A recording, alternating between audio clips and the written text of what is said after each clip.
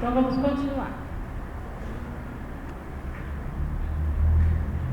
A gente está com o tempo bem adiantado, é muito conteúdo, não é? Depois eu vou dizer assim umas passagens que vocês têm que ler nesse roteiro, que vocês não podem deixar de ler, que são muito importantes. Não dá para a gente fazer o tempo inteiro, mas depois a gente poderia combinar numa outra oportunidade, sei lá, em outro lugar, fazer a segunda parte, aquilo que faltar aqui. Se vocês me chamam, eu dou um jeito de ir. Que é um assunto muito importante, ele é muito extenso. As leis do Antigo Testamento todo, meu Deus do céu, estamos tentando entender porque que elas surgiram. Imagina estudá-las assim. Então, nós estamos aí na página 52, novos problemas e situações exigem novas soluções. Então, além daquela casa, do terraço da casa, né, que foi uma coisa que não era um problema da época de Moisés, era um problema posterior, quando entraram na Terra Prometida, construíram suas casas e pessoas começaram a morrer porque caíam lá de cima. Então, hoje o que nós chamamos de laje, né, eles construíam a casa e em cima da casa, o teto da casa era um terraço. Ali eles colocavam roupas para secar, eles colocavam certos mantimentos que tinham que tomar sol, colocavam lá e várias coisas, se reuniam lá à noite. Então começou a gente a cair do teto, não é? A gente chama terraço, mas na realidade era o teto da casa. Então, também certas coisas, como está aí no segundo parágrafo da página 52, há vários exemplos na Bíblia de novas situações que exigem novas soluções. Por exemplo, o poço, cavar um poço e não tampar o poço, é para o animal cair dentro ou alguém que não saiba, caminhando à noite, não saiba que ali tem um poço. Então tem norma, lei para cobrir o poço. Todo poço era cavado no campo, tinha que ser coberto, né? A indenização pela plantação do vizinho, caso você faça uma fogueirinha na frente da sua casa, aí isso causa um incêndio, queima o quintal do vizinho que ele tinha plantado. Tem indenização. Na época do deserto, isso não tinha preocupação com essa lei, porque ninguém plantava lá no deserto. E assim vai. Quer dizer, uma vida agrária exige novas leis que não existiam numa vida nômade, seminômade, pastoril.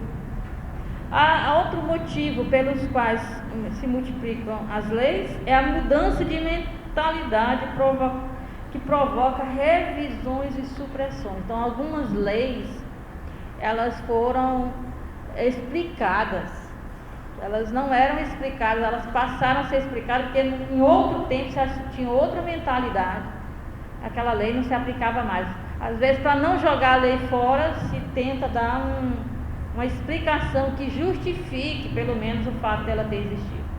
Essa preocupação que existe hoje com jogar mais tempo, né? Tem todo, né? Colocar barra, né, nos banheiros, botar tapete, isso não existia antigamente. Não, essas normas de acessibilidade não existiam antes. Ninguém estava nem aí se alguém era... Primeiro que uma pessoa que não tinha não se locomovia, não é? Ficava logo de cama. Hoje em dia as pessoas têm dificuldade para se locomover, mas elas têm todo um equipamento. A tecnologia veio, é uma pena, porque a coisa que mais importante naquela abertura da Copa não foi vista pela maioria das pessoas, não é? Aquele exoesqueleto que fez com que aquela pessoa pudesse chutar a bola, aquilo ali poucos viram, só estava pensando no Neymar e não sei mais quem, não viu. Tecnologia brasileira que foi pedido para que fosse mostrado na Copa para o mundo inteiro ver. Quem não deram destaque, a TV não deu destaque, foi um fiasco, não é? Estavam preocupados com a vaia da Dilma. Certo? Então, veja, hoje tem equipamentos para que essas condições de antigamente. Então, hoje tem que ter acessibilidade para as pessoas que possam, né, ter acesso a todas as coisas. As limitações físicas hoje, elas não são impedimentos para a pessoa viver uma vida feliz e realizada e fazendo coisas ainda. Então tem que proporcionar. Então, claro que hoje um dos cursos que mais é procurado na Faculdade Católica, curso de extensão, em vez de ser inglês, espanhol, essas coisas assim, sabe o que é? Libras, sinais de Libras, sinais para quê? Porque toda empresa tem que ter um tradutor, um intérprete, porque senão ela é mal vista. Então, você quer se manter no emprego? Tem que aprender Libras, tem que aprender a conversar com as pessoas que não fazem o uso da voz. Pois é. Então, isso aí é uma coisa recente. Eu posso olhar para a legislação brasileira anterior e não ver nada disso. Essa situação exigiu o surgimento de normas que antes não existiam. Então, da mesma coisa, tem tantas normas porque tem novas situações que exigem novas normas. Isso é bíblico. A mudança de mentalidade exige novas normas.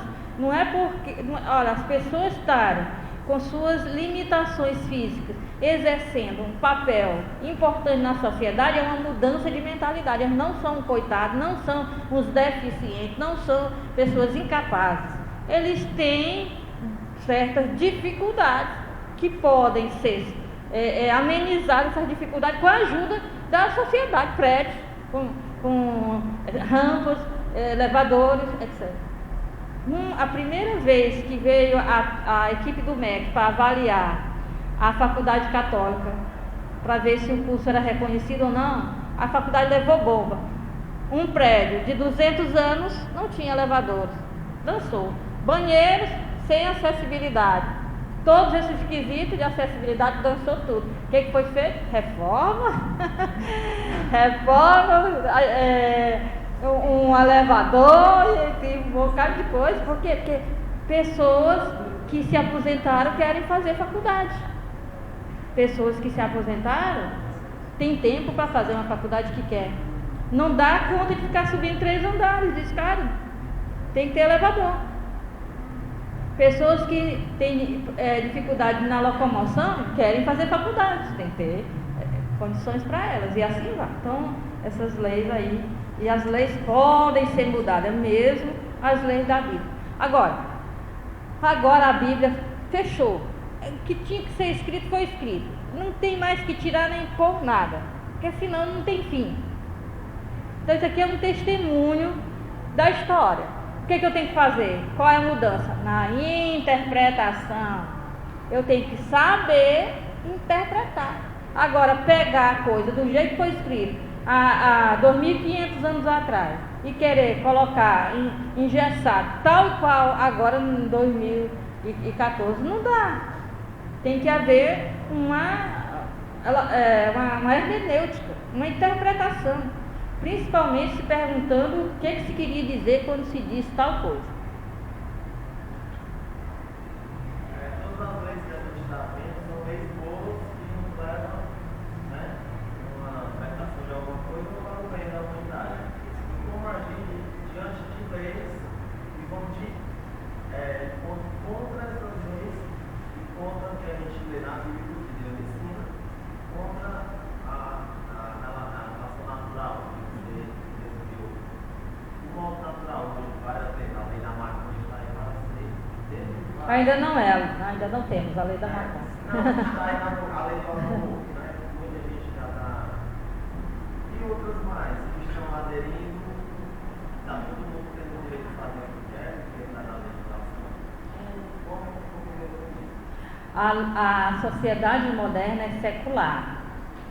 A sociedade moderna não se baseia num código religioso. Ela se baseia em alguns valores que são para aquele povo. E cada povo tem os seus valores expressos numa Constituição. E todas as leis têm que estar de acordo com os valores da Constituição do povo. Por exemplo, uma lei no Brasil, para surgir, eu não posso fazer a burrice de dizer para o Estado brasileiro, para os legisladores do Brasil, que é um Estado laico, que o aborto está contra a Bíblia. Porque quem segue a Bíblia sou eu e não o Estado laico. Agora, eu posso ir na Constituição brasileira, se eu for uma pessoa um pouco de inteligência, verificar na Constituição brasileira os valores para o povo brasileiro e mostrar que essa lei está contra os valores do povo brasileiro, porque o Estado é laico, não segue a Bíblia. Então, muita gente poderia ter feito alguma coisa útil e não fez por causa das vendas que estão na cabeça, que as pessoas usam a religião, sabe, como um véu na cara. Ela não consegue ver e dialogar a coisa fora da religião. Então, os valores da Bíblia são para mim que sigo a Bíblia. Quando eu for dialogar com quem não segue a Bíblia, eu tenho que dialogar sobre um ponto comum para nós dois. E, obviamente, não é a Bíblia, o ponto comum. Então, eu mesma participei de uma assinatura de uma carta no encontro interreligioso em João Pessoa, no ano passado, e que várias religiões que não estavam a favor da lei de legalização do aborto fez uma carta baseada na Constituição brasileira por advogados. Agora eu assino, porque vai ter valor. Porque isso aí por aí gritando que está contra a Bíblia, eu não vou ser escutado.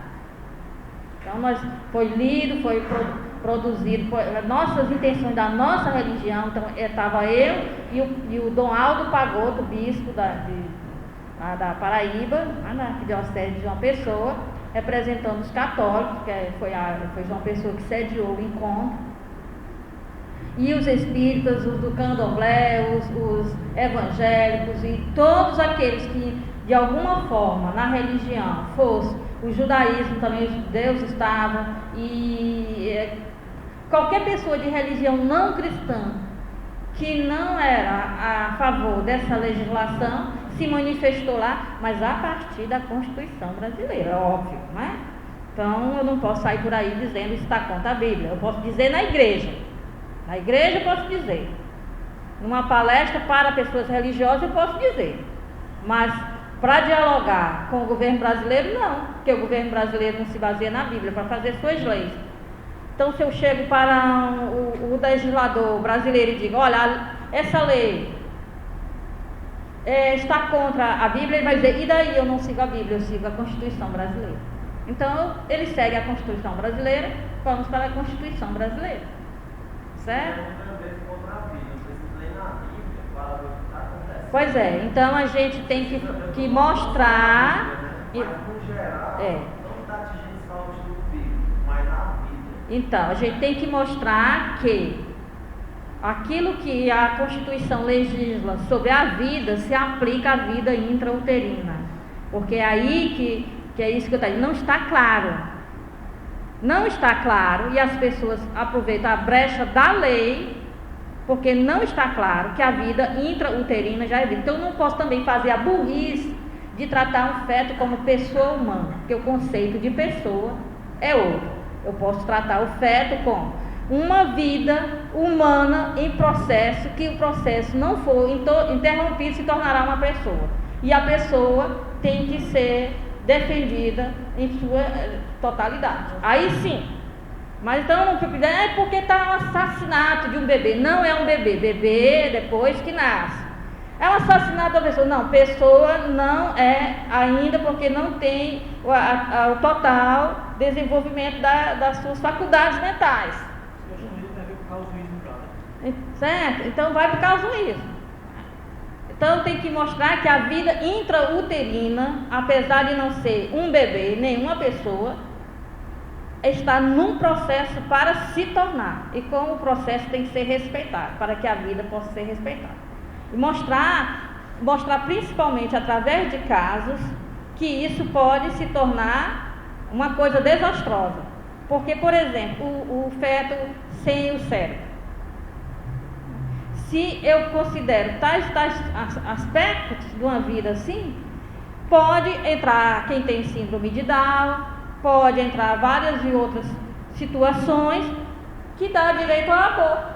Então tem que mostrar que os casos não são só casos específicos como estão sendo tratados, existem outros casos que não estão sendo tratados, né?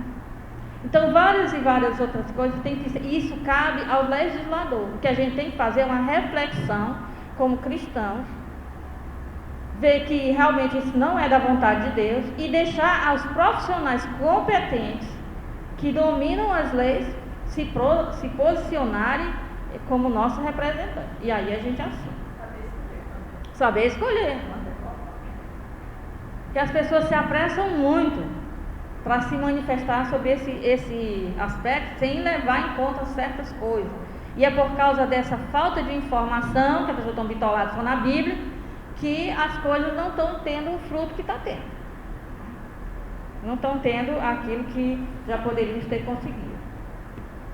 Bom, aí temos as leis cultuais, né? As leis podem ser mudadas, aí página 55. Aí a página 56, leis que foram mudadas. Lei de impedimento, a lei que impedia alianças, casamentos com certos estrangeiros, não foram cumpridas, por exemplo, no livro de Ruth. No livro de Ruth, ela é uma moabita que se casa com um hebreu e ela é melhor do que qualquer outro hebreu. Ela cumpre mais a vontade de Deus do que os hebreus. Leis cultuais que, por exemplo, o sacrifício da Páscoa era realizado em família, a morte do animal era realizada em família, depois foi mudada, a morte do animal é realizada no templo e aí depois leva para a família. Sobre carnes puras e impuras, às vezes houve mudança, etc. Então, aí no capítulo 3, página 59, nós temos a classificação das leis.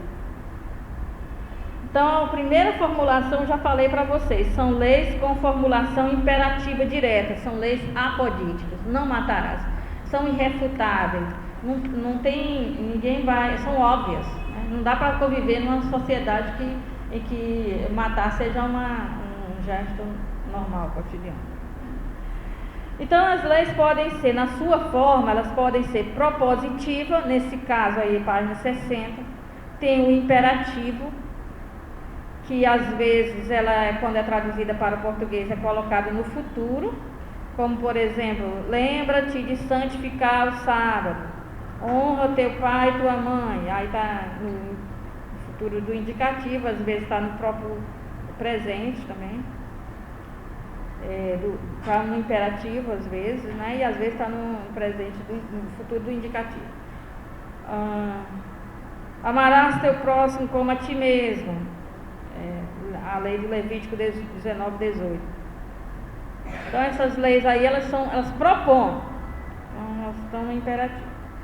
A forma também pode ser proibitiva, então começa com o não. E normalmente elas vêm no futuro e às vezes traz a palavra ninguém. Na página 62 temos alguns exemplos. Não terás outros deuses diante de mim. Êxodo 23. Não matarás. Não cometerás adultério. Não roubarás. Não deixarás viver a feiticeira. Na realidade é necromante, né? Ninguém dentre vós cometerá roubo. Não faças alianças com os moradores da terra de Canaã, certo? Então é o não. Então,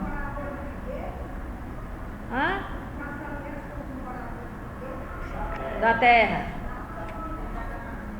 terra de Canaã, aqueles antigos moradores.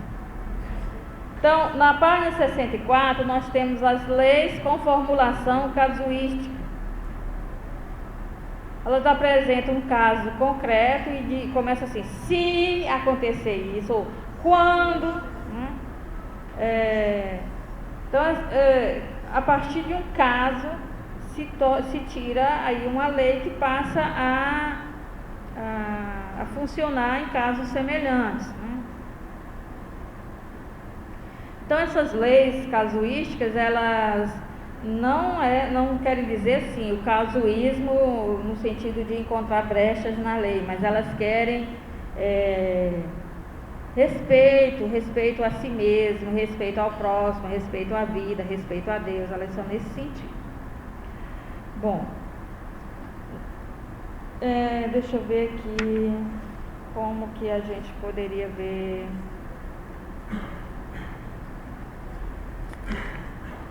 As leis vão apresentar algumas variantes no caso de se acontecer assim, aí, por exemplo, essa questão aí do exemplo do boi, Êxodo 21, de 28 a 31, página 66. Se algum boi chifrar homem ou mulher, já vai logo dizendo, não é o homem, né? Porque, se for uma mulher, tanto faz, mulher não tem valor, não. Um homem ou uma mulher, e causar sua morte, o boi será apedrejado e não comerão a sua carne, mas o dono do boi será absolvido. Então o culpado foi o boi. Mata o boi. Se o boi, agora vamos a uma situação diferente. Se o boi, porém, já marrava, quer dizer, já era feroz, e o dono foi avisado e não o guardou, o boi será apedrejado e o dono será morto. Porque para os donos de pitbull, essa lei deveria funcionar. Porque o princípio se você tem um animal feroz que pode causar a morte de alguém ou ferir gravemente alguém e você não cuida do animal, você é culpado. Ou você quis a morte e a ferida de alguém ou não, você é culpado. Porque o animal está sob a sua responsabilidade. Engraçado que isso funcionava e agora não funciona. O dono do pitbull não está nem aí. Se lhe for exigido resgate, dará então como resgate da sua vida o que lhe foi exigido. O cara é culpado, porque é dono do boi, o boi é feroz e ele não cuidou o suficientemente dele e ele matou alguém, um homem ou uma mulher.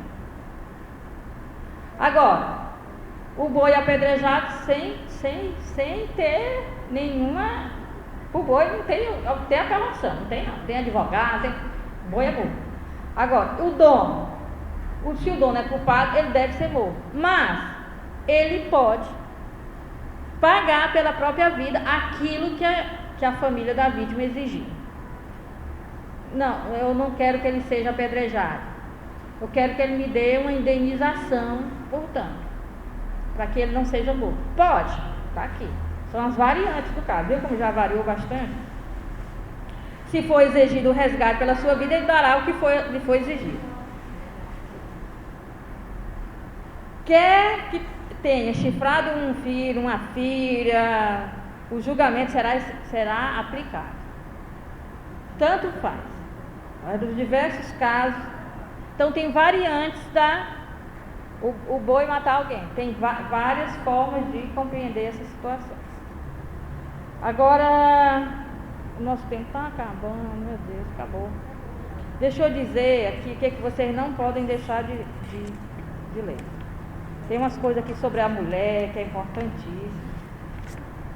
Olha, vocês têm que ler a página 74, o decálogo. Tudo sobre o decálogo começa aí. É muito bonito. Pena que não deu tempo. Deixa eu ver aqui o decálogo deuteronomista que amenizou as coisas. Outro bonito também, esse decálogo do decálogo, que são 12 leis, do Deuteronômio 27, que está na página 84, maravilhoso. Do decálogo, e cadê que fala sobre nós?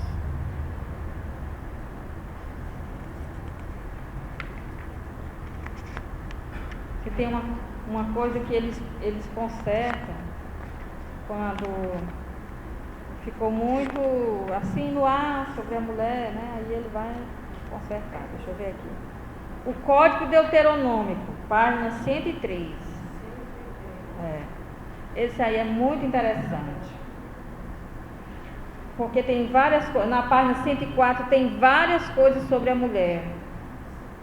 Como foi que ele a amenizou? Se uma jovem estava já com contrato de casamento com um jovem e ela tinha relações com outro, era considerado adultério. A lei antiga era essa, ela deveria ser apedrejada. Esse decálogo do Deuteronômio diz, espera aí, e se ela não tiver culpa? Se foi um estupro, aí vai considerar isso. A outra coisa, aí se foi, ela não vai ser apedrejada. O cara tem que casar com ela e não poderá jamais se divorciar dela. Não é um casamento só pro forma, não. Diz assim, a gente finge que eu caso aqui hoje, amanhã não se separa. Não poderá se divorciar dela porque ela deixou de ser virgem. Na época ninguém iria querer casar com ela, ia ser uma mulher repudiada. Tem que pagar um dote caríssimo. Tem que casar com ela e não poderá jamais se divorciar dela. Pode se divorciar de qualquer outra, mas dela não. Aí vem esse povo só dizer que só tem machismo no Antigo Testamento. Todo mundo é machista. Não. Isso aqui era uma evolução na época. Isso aqui é uma evolução, gente. Era uma coisa que ninguém pensava isso na época que isso foi escrito. Agora, qual é o problema? O problema é da pessoa que não tem inteligência e pega tudo ao pé da letra. Porque se a Bíblia está se corrigindo, se a própria Bíblia está se corrigindo, por que eu não vou corrigi-la também? Se ela está mudando as leis de acordo com novas situações, por que eu não posso interpretar as leis por novas situações? É burrice mesmo. É porque às vezes a pessoa é fundamentalista e não consegue ver nada que estiver além disso. Então leia esse código deuteronômico, página 103, tem muita coisa sobre a mulher, muita coisa boa aí, vocês vão ver a questão do adultério, a questão, não cobiçarás a mulher do teu próximo. Lá no antigo código, lá no decálogo, ficou tudo junto, não cobiçarás a mulher do teu próximo, nem o boi, nem não sei o que, nem a casa, a mulher estava como se fosse uma das propriedades. O código deuteronômio diz, não desejarás a mulher do teu próximo, ponto. Não cobiçarás o boi, não cobiçarás a casa, não cobiçarás as propriedades dele. Ficou diferente, entende? Corrigiu o decálogo deuteronômico, corrigiu o decálogo lá de Moisés. Por quê? Porque a situação exigia uma especificação. Pois muito bem. Então, muito obrigada, a gente se encontra depois, né? Tem um calendário aí das palestras que vocês podem consultar. E aí voltamos, depois desse estudo sobre as leis, voltamos para a visão global da Bíblia no próximo nosso encontro, tá bom? Então, não deixe de passar lá embaixo para prestigiar o lançamento do CD que está acontecendo. Tá?